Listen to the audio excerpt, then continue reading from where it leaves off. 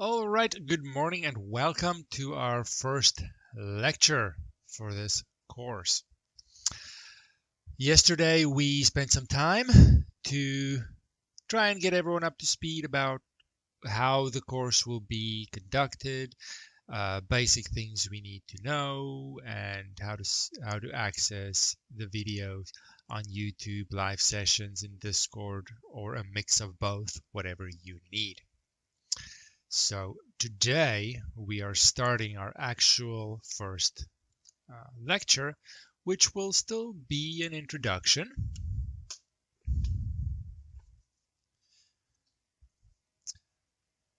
And any questions that you have on the material and the concepts for this lecture and everyone in the future, feel free to ask, interrupt me as we go. Whenever you have a question, feel free to ask.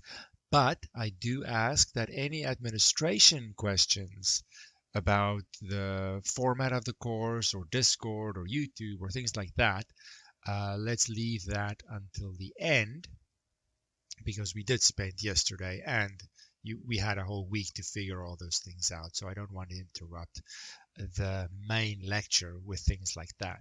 That said, today is very much still an introduction. We might not take the full 50 minutes. We'll see how it goes.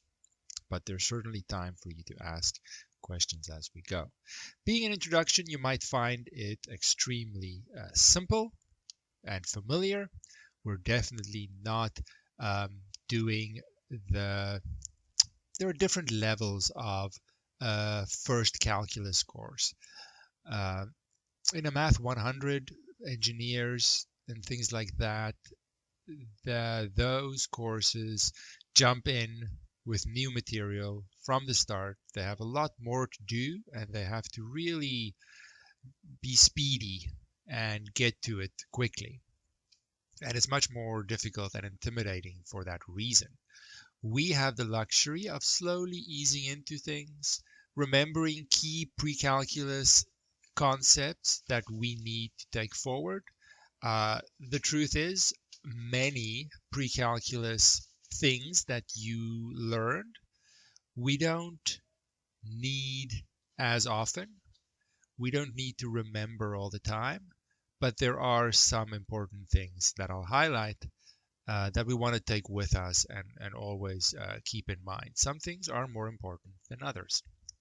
So when we look at the numbering system for the topics that I have, and all of this is of course on the website, we showed it yesterday. The topics are always the same, even though you might look at a different book than the ones we have, or you might ignore a book completely. This will be my numbering system for our topics, and we're going to do topic 1A, just a little easing into things, talking about variables and equations and the way I want to think about these things. There are many ways. I don't know when you did these things, how long ago, how much attention you paid, if you remember anything. So it clears my conscience just to start at the beginning. So let's do it. So we are doing topic 1A, very simple. Okay, perfect, thank you. Variables. Let me not name it like this. Let me call it pre-calculus basics, because it should be extremely basic. Now, if you feel that it's too basic and you're going to fall asleep, just have a pillow nearby, so in case you randomly fall asleep, your head doesn't hit the table. But this is not supposed to be challenging in any way.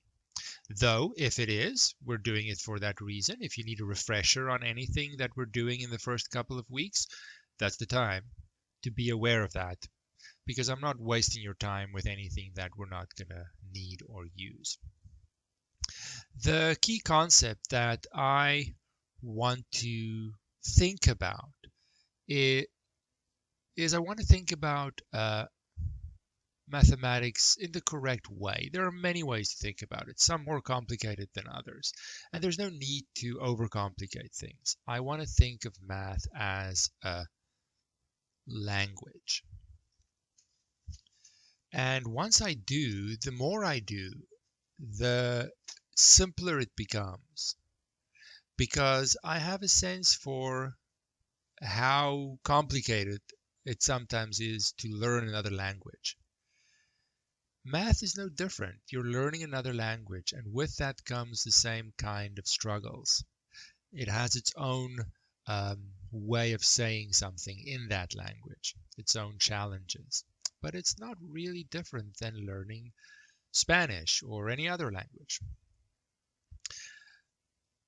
So in that language, we have certain components. So the first one is the concept of a variable. If you have, now this is introduced fairly early in your school career, but we tend to think about variables just as x or y and not really think about what they actually mean. They can be many things. It's simply a symbol to representing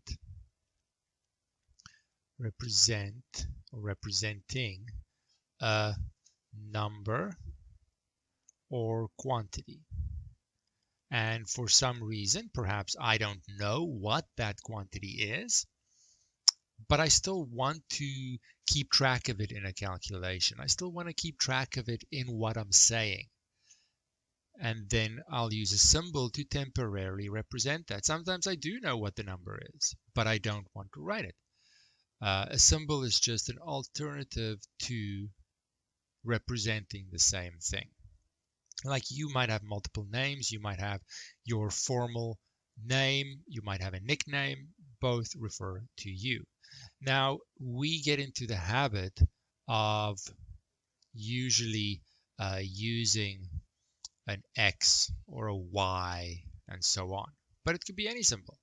It could be any symbol at all. So I kind of want to mix it up and make weird symbols sometimes so that I can be aware of what its meaning is. All right, so the next thing we have that is sort of the way to use this variable, this symbol, in this mathematical language is the idea of an equation. Let me put squigglies under it because that's what I did first. Now, I want to see an equation as a mathematical sentence. So just like you're saying some sentence in English, this language has sentences as well. And it has a grammar and a structure to it, which means I can translate a mathematical sentence to and from an English sentence, or whatever language you are speaking. If it's a language, I should be able to translate to and from it. So if I have a mathematical sentence like 2x plus 1 equals, let's say, 15,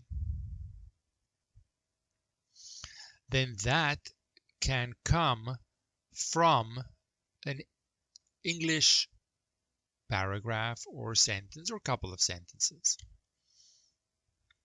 an English explanation. For example, we could have the English version of this. How should I start it? Let's make it more interesting. I'm thinking of a number, and it's unknown at this stage. I'm just going to do it in a short way. If we double this number and then add 1, we get 15. This explanation in a familiar language can be translated to our mathematical language, and the translated version is an equation. It has an equal sign, which sort of acts as the verb. It has the information of doubling the number and then adding 1 and resulting in an equivalent answer of 15. But the mathematical equation isn't strange or different or new or extra or anything. It is simply a translation of what I could say in English. And as soon as I start thinking about this in terms of a translation between languages, then it becomes less foreign, less alien, less strange. And I could translate this English couple of sentences into any other language. This mathematical one is no different. It's just a translation. So an equation is information. It captures information, clues, to help me figure out what this variable is. And now in this mathematical sentence, in this mathematical language, I have grammar rules and ways to rewrite these sentences and simplify them. One is I can subtract the same amount on both sides of the equation, and that gives me a different looking sentence, but it has the same meaning. Just like you can say something in two different ways, but it means the same. And then I can also divide both sides by a non-zero number, and I get a different looking sentence with the exact same information. And we simplify the equation, but it's really just a set of rules within this language that allows me to more clearly understand the information that might be hidden in some versions. So an equation is simply information, simply sentences. What is important is how I link these two languages. Now often, I might not have enough space. Let me make a new page here. Often we are given in English words our word problem.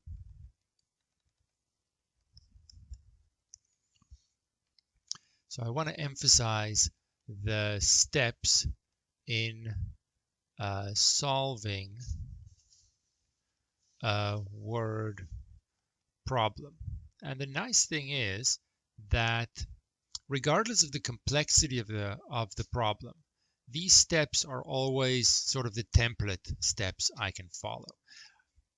Things might get more complicated, things might get simpler, but it's always these 4 steps. So first I have a word problem. First of all, I need the problem, right? That could be stated anywhere. It'll be stated in English for us. Let's just mix it up a little bit. We have a mystery number that let's call it an unknown number. Unknown number, and there's no need to make this complicated. I'm just shortening this problem. Let's say we multiply it by 3 times 3, and we add, let's just keep it simple, 1, and then we get, let's say 13. There's no need to make it complicated. the aspect of the problem and the solution steps are still the same. So there are going to be 4 steps. And I want to think about it in terms of these 4 steps. Step 1 and 2 are translation steps. I can write my equation, and you might jump to step 2 right away by saying 3 times x plus 1 is 13. But that doesn't make sense until I have a link between these, and the link is to explain or define what this variable x means in words.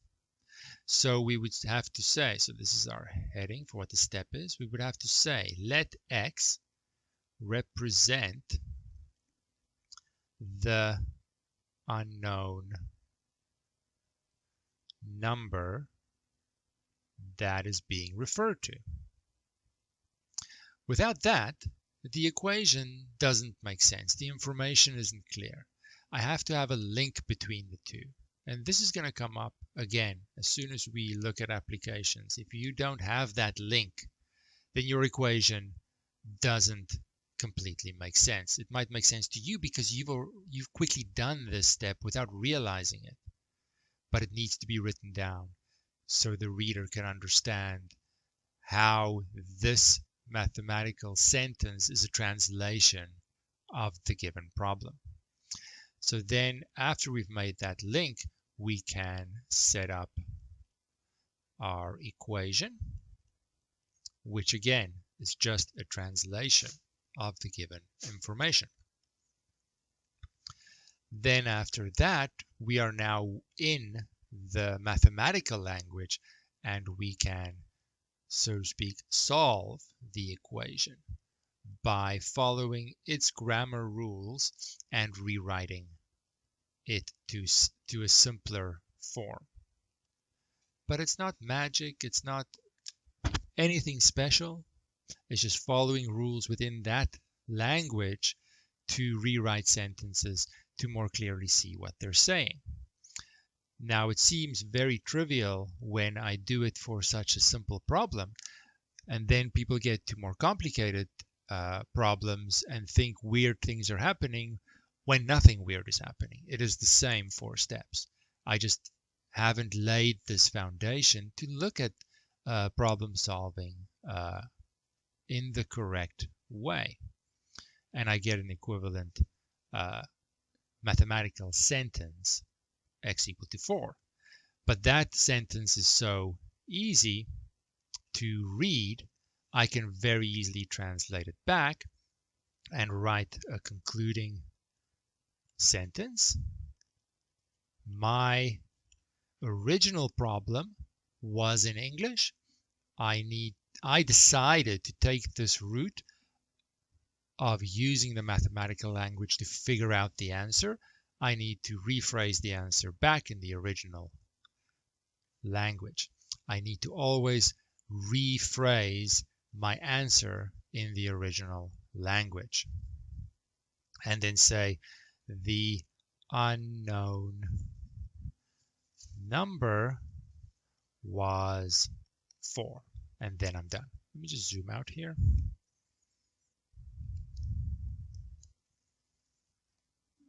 So now I know you are probably looking at this and thinking this is ridiculously simple. What did I sign up for?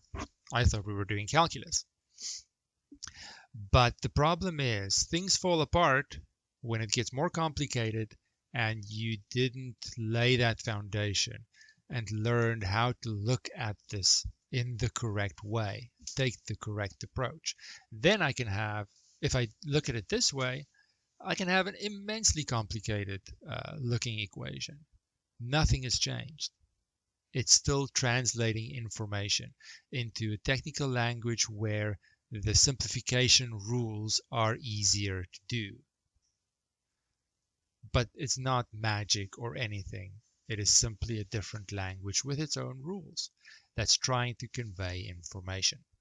So these 4 steps are going to come up numerous times whenever we have a word problem situation, an application, regardless of the methods, the mathematical methods we're using within step 2 and 3 maybe.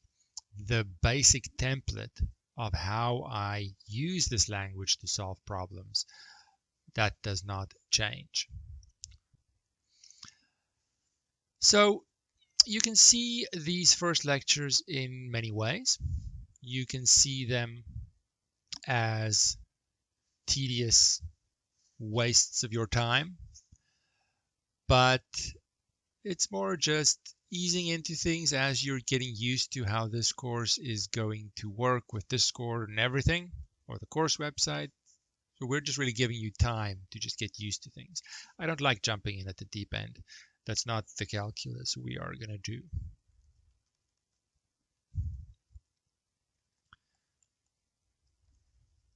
Now that said, eventually it might get a little bit tricky and difficult, but that doesn't have to happen on day 1. So when I now refer later on, like 2 months from now, I'm going to refer to the 4 steps of problem solving. So that was what happened today, because it's important. And I can't forget the basics, even when things get more complicated. So I'm not wasting your time with anything that you don't need to carry with you when things get more complicated. There are 2 more concepts that I want to emphasize. The next one is a function. Now, there are different levels of complexity with which we can explain this. Just my disclaimer, I am taking the approach of looking at a function in the way that we need to. It's not technically complete. It's not technically entirely correct, but we don't need to get too mathy and technical and obsess about detail we're never going to have an issue with. So I want to casually think about it as simply an input being fed into some rule or calculation, and that gives me an output.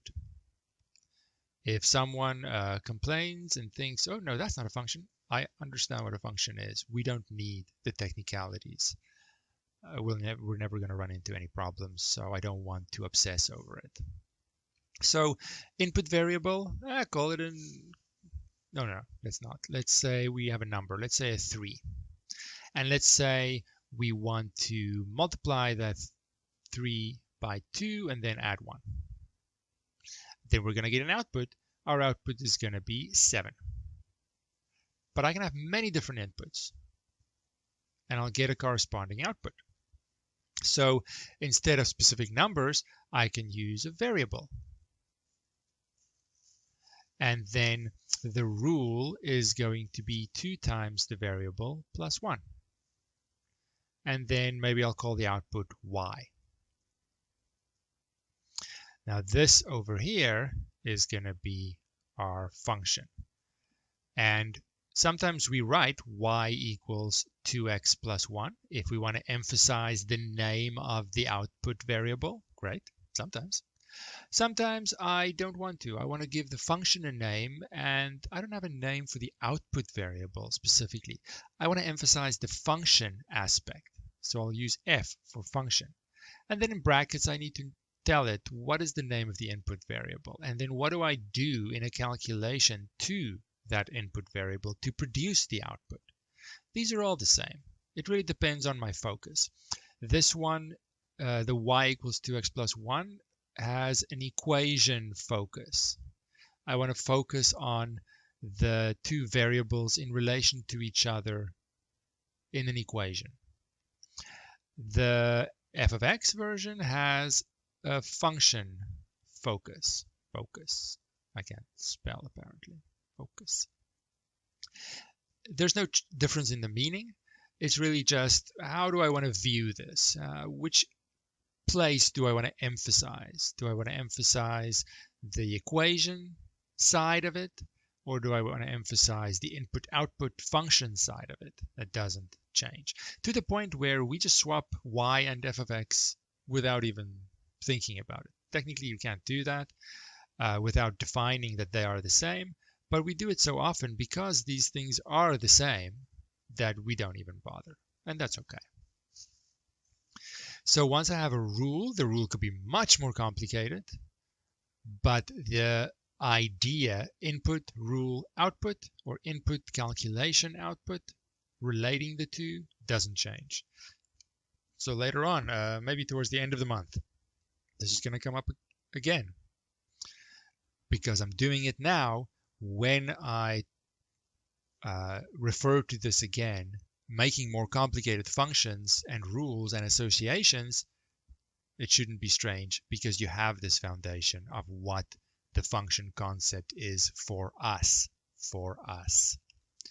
If we're doing engineering calculus, actually not even engineering calculus, a higher level math, and we talk about functions, totally different game. But we don't need that, and we don't need to be distracted by that. Okay. Any thoughts on functions? Again, I will emphasize that I am not wasting your time with anything. Everything I'm saying will come up again, is important, and the way I'm saying it, it sounds arrogant, like, oh, every word I say is important, but I've refined this to the point where it's true. I don't want to waste your time with meaningless sidetracking of things you're never going to need to know. These things are going to come up again in a big way. And then I don't want to think about, oh, what is a function? Ugh. Because there are new things. The rule is where the complexity is. I don't want to think about the basics. I want to build on top of that. So if anything in these first weeks are shaky, actually week 1, then go and review, lay that foundation so that when we build on it with more complicated things, it's nice and solid. The downside to a course like this is, I'm not going off on a tangent, super important. The tricky part to a course like this is we start really slow. Pre-calculus concepts. Maybe it's super familiar. And you don't have to study a lot. You don't have to do a lot of practice to keep up with what we're doing because you've done it before. It's familiar. So then you think, oh, this course is going to be a breeze. Super easy. Barely an inconvenience. But then suddenly we start with limits, with derivatives. And those are all new. And then you need to ramp up your studying and your practice to go with that newness of it. Or it's going to leave you behind because it's not familiar anymore and it's not easy anymore. So you need to scale your studying and your reviewing and your practice according to what the material needs. It's not the same throughout the course. We start with familiar things, which might require less work, less time from you. But when things ramp up and things get new, you need to scale accordingly, or things get out of hand very quickly. And everything builds on, every section almost builds on a previous section, every time. And if an earlier section, an earlier concept is shaky, then slowly everything is going to be shaky and fall apart, and that's not what we want. Question. Could you define a function through English sentences that relates to your drawing? Sure. Let's say it like this. A function is just a fancy name for a rule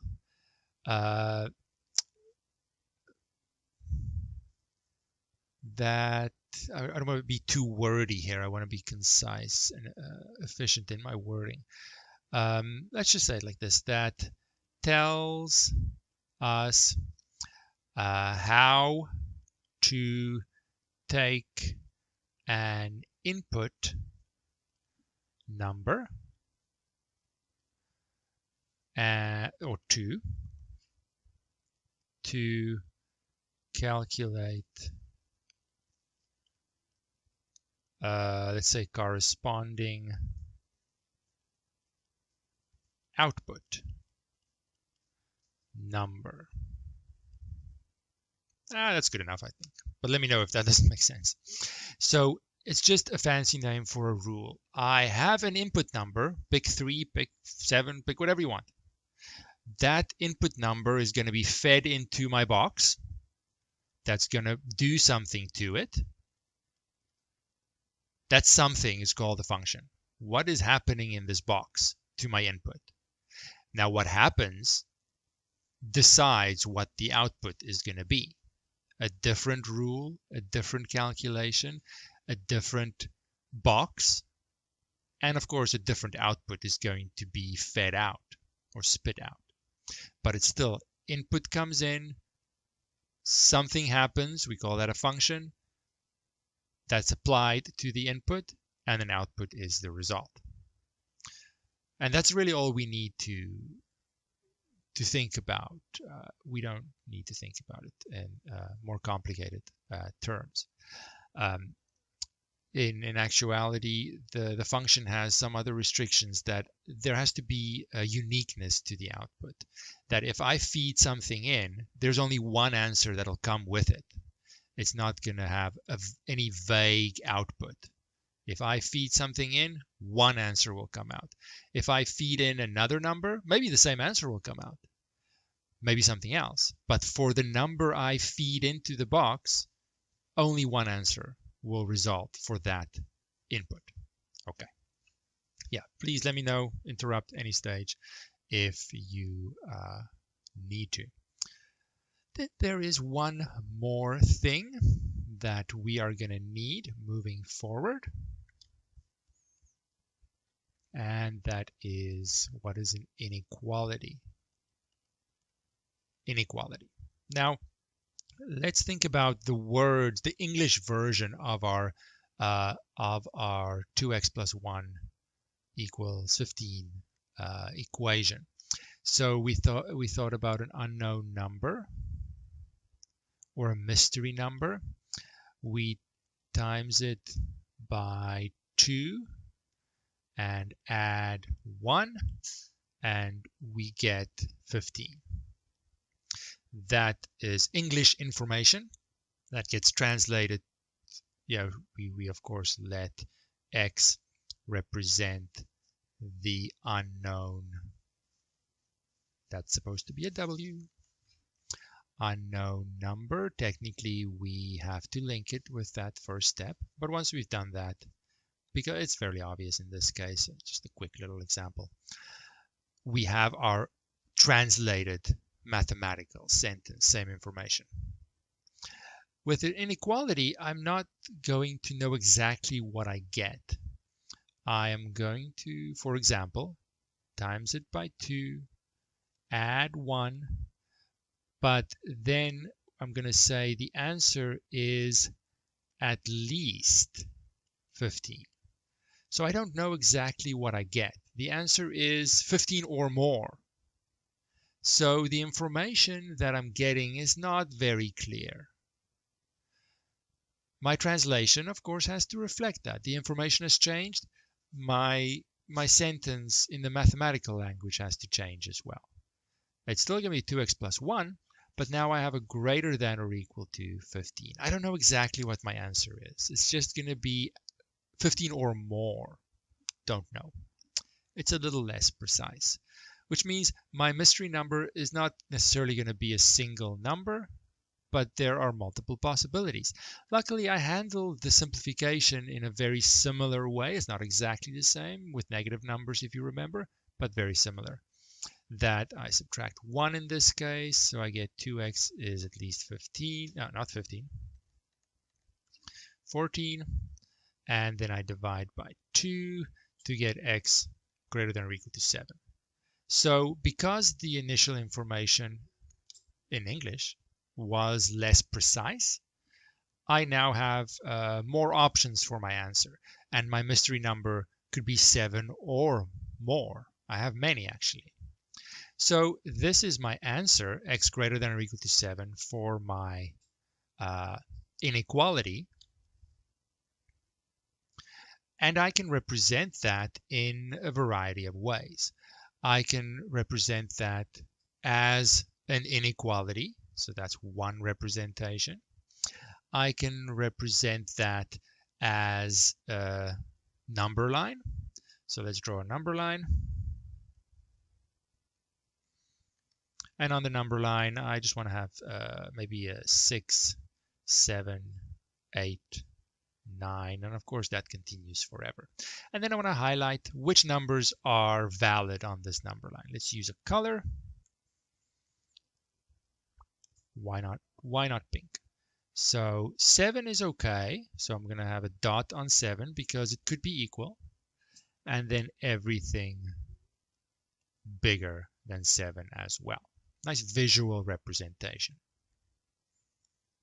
Nothing wrong with that. It's the exact same thing, just different versions to illustrate the same answer. The last one is interval notation. Often, almost too much so. In math, we want to represent things in a very concise and short and compact way. Sometimes it's a little too much, to be honest, when we don't need to. Interval notation is simply that. The drawing is great, the inequality is great, but sometimes they can be a little cumbersome, and we want to have an alternative way of representing the same information. Interval notation is just that. So I'm going to go from 7. There's no upper bound, so I'm indicating that with an infinity symbol.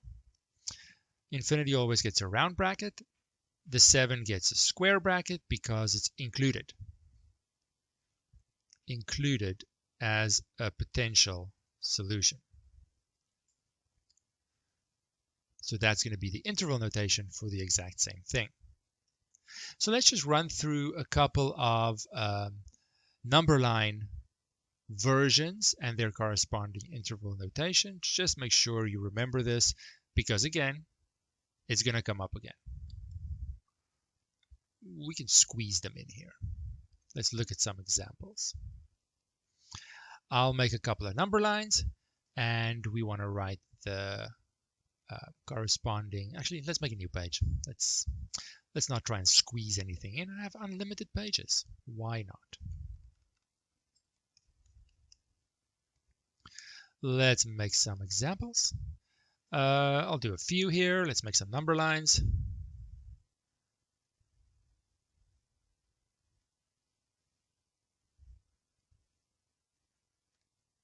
4 should be fine. Of course, the number lines keep going forever. That's the whole thing about a number line. Okay, so let's say here maybe a 0, 1, 2, and 3. And let's number them all the same. Why not? There's no need to be too fancy. We are just trying to remember our interval notation, which, whether you remember or not, we would have done in a pre-calculus course or before. Actually, they do a lot with inequalities in pre-calculus. Almost too much. Too much for us. We don't need all that nonsense. It's not nonsense, but some things are more important than others for our immediate purposes. Let's get some pink action, and let's do that like so. Let's do this like so. Let's do, what should we do? That like so. And let's do this maybe. Just trying to cover everything that I can think of right now. Maybe like that. That covers most of it. And of course, if you are really concerned, I don't remember this at all. What is he talking about? I can't redo those courses that you would have done because we have a prerequisite requirement. Go and look. There are open source pre-calculus books, many places. Watch Khan Academy. all those things, if you need to review more than what we're doing, of course. That goes without saying, I hope. So what is the corresponding interval notation? I would ask you, but I don't know how we type. I guess we could type that. Square brackets, round brackets, infinity. Let's use inf for infinity if it ever comes up. So you have an infinity symbol too. What is the interval notation corresponding to our first example? Now the open circle there means that 1 is not included. Actually, let me do the first one. And you can get ready because I'm going to ask you the next one. First one, it goes 1 to infinity, round bracket, because it is not included. So in the interval notation, we have to distinguish between whether the number at an endpoint is included or not. Square bracket it is, round bracket it is not. So what would you say is the interval notation for number 2? This is your moment to shine. All right, so now we have no bound on the left, and just because you're watching on YouTube doesn't mean you can't participate. So there's no excuse, but thank you for those that have. We have a negative infinity to indicate the left side, right? And an infinity is not a number, so it can't get a square bracket. It's not something I can actually include. There's no end, so that always will get a round bracket. And then on the high side, I stop at 2. That is included, so it gets a square bracket. Is everyone happy with number 2? Then we'll move on to number 3. We do take the whole time. Wow, it's almost 50 minutes. Time flies when you're reviewing. So now in number 3, I don't go forever in either direction. I'm going to go 1, 2, 3, right? The question is, which bracket do I get? Left side, the low side is included. High side, 3, not included. So it's just a compact way. There's nothing, I tell people in pre-calculus, there's nothing wrong with your diagram. Diagrams are awesome.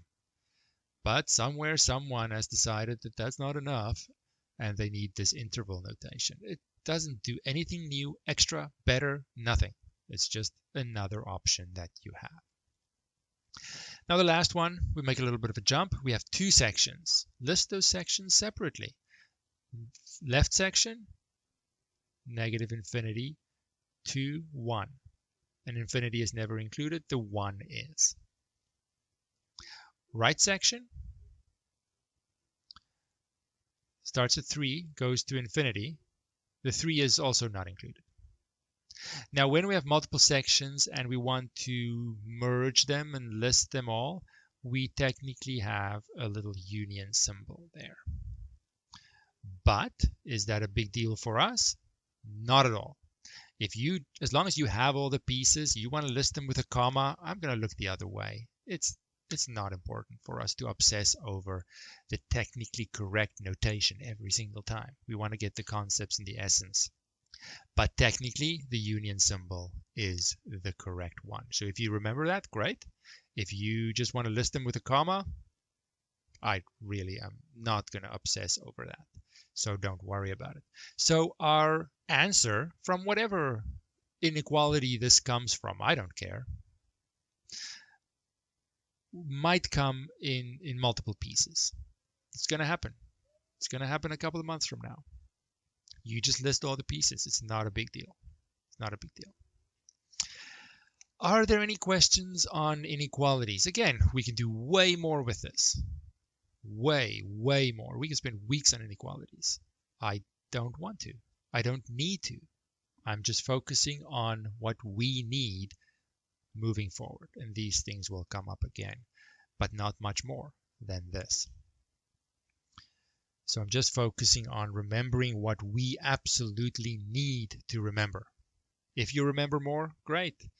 If you don't, that's also going to be okay, because we don't need to use all pre-calculus concepts all the time. Any thoughts or questions on this topic?